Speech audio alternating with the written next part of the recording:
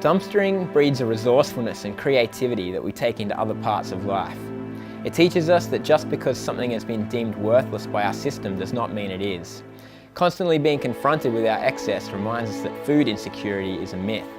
There is enough for everybody if we share resources around equally.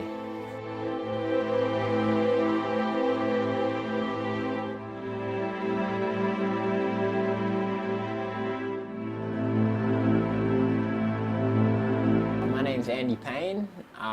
I've been dumpster diving for about 9 years, and feeding a lot of people, feeding myself that way, but also doing public meals and giving away food and all kinds of things like that.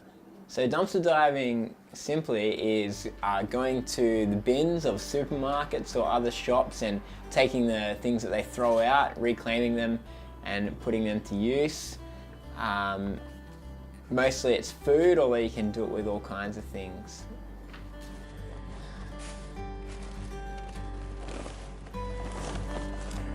Hey Jeff, can I pass something out to you? Oh yes, mushrooms.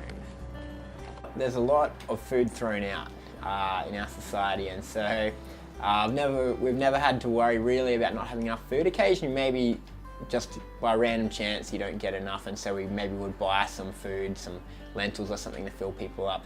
But generally there's a lot of food thrown out, and if you're willing, sometimes maybe one bin doesn't have any, but you just go to another bin and get some, or it's a very reliable source of food, and so yeah, I've never starved relying on the dumpsters.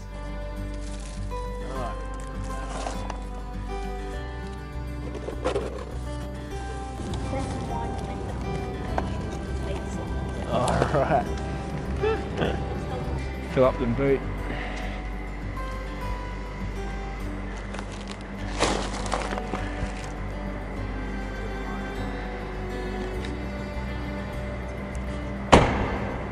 So Food Not Bombs is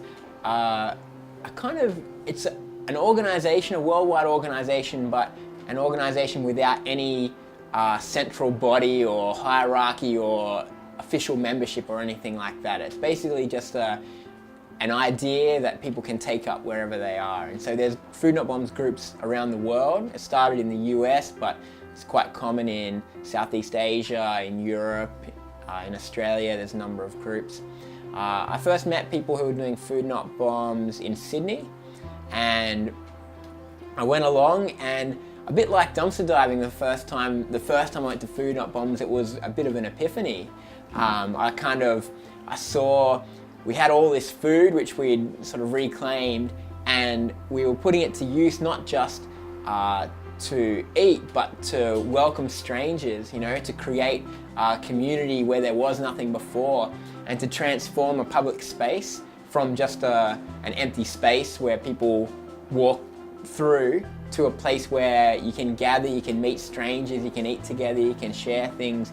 And so for me, it really changed the way I thought about food and the possibilities of food. A lot of the time we just think food is for energy and filling our stomachs, but Food Not Bombs showed me a different possibility of everything that we can create out of food.